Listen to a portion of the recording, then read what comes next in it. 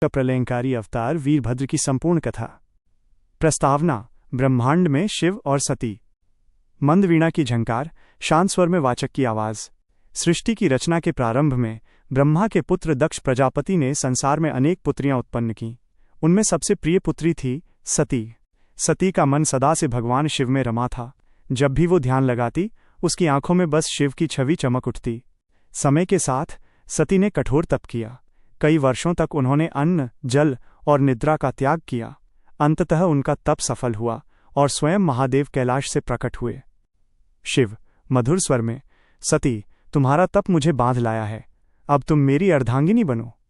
देवगणों ने पुष्पवृष्टि की और कैलाश पर्वत पर सती शिव का दिव्य विवाह संपन्न हुआ। दक्ष का अहंकार। पृष्ठभूमि, सभा की हल्की गूंज। समय बीता। एक दिन दक्ष प्रजापति ने एक विशाल यज्ञ का आयोजन किया। उसमें सब देवताओं, ऋषियों और लोकपालों को बुलाया गया, परंतु महादेव और सती को आमंत्रित नहीं किया गया। क्योंकि दक्ष के मन में अहंकार था। वो सोचता था कि शिव भस्मधारी हैं, भूत प्रेतों के संग रहने वाले हैं, अतः ऐसे देव को यज्ञ में बुलाना उचित नहीं। सती का द्वंद्व। संगीत धीमा, भावुक स्वर। जब सती ने सुना कि उनके पिता ने यज्ञ रखा है तो उनका हृदय पिघल गया। सती कोमल स्वर में, स्वामी, मेरे पिता यज्ञ कर रहे हैं, मुझे वहां जाना चाहिए। शिव शांत स्वर में, सती, जहां शिव का अपमान हो वहां जाना उचित नहीं। अहंकार की अग्नि में सत्य नहीं टिकता। परंतु सती का मन पिता के स्नेह में डोल गया। सती दृढ़ स्वर में, प्रभु, मैं पुत्री धर्म निभाने जा रही हूं। यदि वहां मेरा स्वागत न हो तो ये शरीर मेरा न रहेगा। शिव ने मौन रहते हुए अनुमति दी। सती अकेली चल पड़ी। दक्ष का यज्ञ, अपमान और आत्मदाह। मंत्रोच्चारण, यज्ञ की अग्नि की ध्वनि। यज्ञ भूमि पर पहुंची सती, देवता मौन थे, दक्ष हंस रहा था। सती विनम्र स्वर में, पिताजी, आपने महादेव को इस यज्ञ में क्यों नहीं बुलाया? दक्ष अहंकार में, वो जो भूतों के संग रहता है, श्मशान में वास करता है, वो कोई देव नहीं, वो अपवित्र है। सभा में सन्नाटा छा गया। सती का चेहरा अग्नि सा लाल हो उठा। सती कंपित पर प्रचंड स्वर में, आपने उस शिव का अपमान किया है जो स्वयं काल का भी स्वामी है। यह शरीर जिसने अपने आराध्य का अपमान सुना, अब मेरे लिए व्यर्थ है। अग्नि की गर्जना, शंख की ध्वनि, और सती ने यज्ञ की अग्नि में प्रवेश कर लिया। पूरा ब्रह्मांड कांप उठा, आकाश लाल हो गया, देवता भयभीत रह गए। कैलाश पर महादेव का क्रोध। बिजली तूफान की आवाज। कैलाश पर बैठे भगवान शिव समाधि से उठे। उनकी आंखें रक्तवत थीं, हवा रुक गई, पर्वत कांपने लगे। नंदी कंपित स्वर, प्रभु। माता सती अग्नि में समा गईं। पूर्ण मौन। फिर गर्जन। शिव प्रलयकारी स्वर, सती। उन्होंने अपनी जटाएं पृथ्वी पर दे मारी। धरती फटी, बिजली गिरी और जटाओं से अग्नि फूट पड़ी। उस अग्नि से प्रकट हुआ एक भयंकर योद्धा, वीरभद्र। वो था शिव का क्रोध, महाकाल का प्रलय स्वरूप। वीरभद्र का उदय।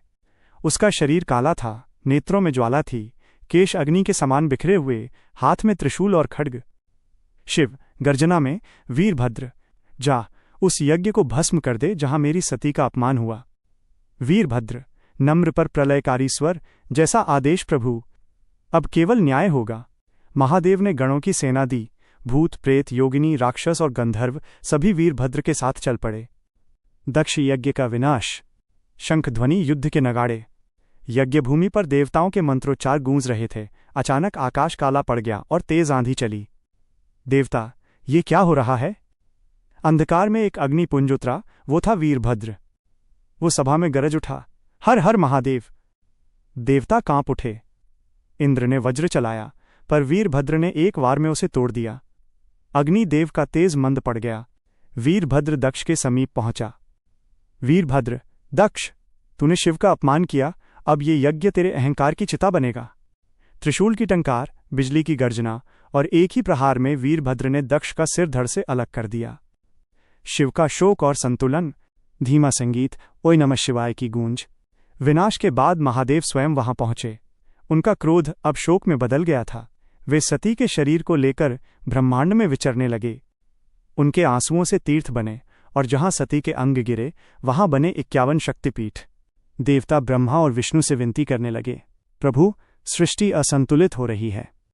विष्णु ने सुदर्शन चक्र से सती के अंग पृथक किए ताकि शिव का मोह समाप्त हो। वीरभद्र का स्थान। महादेव ने वीरभद्र को सामने बुलाया। वीरभद्र, तू मेरा क्रोध है, मेरा रक्षक है। जहां मेरी पूजा होगी वहां तेरा नाम भी लिया जाएगा। तू धर्म की रक्षा करेगा और अधर्म का विनाश। तभी से वीरभद्र को शिव के द्वारपाल और धर्म रक्षक के रूप में पूजा जाने लगा। उपसंहार। यह कथा हमें सिखाती है, जहां अहंकार है वहां विनाश निश्चित है, और जहां भक्ति व नम्रता है वहां शिव की करुणा बरसती है। शिव का क्रोध भी न्याय है और उनकी करुणा ही सृष्टि का आधार। हर हर महादेव। जय वीरभद्र महादेव।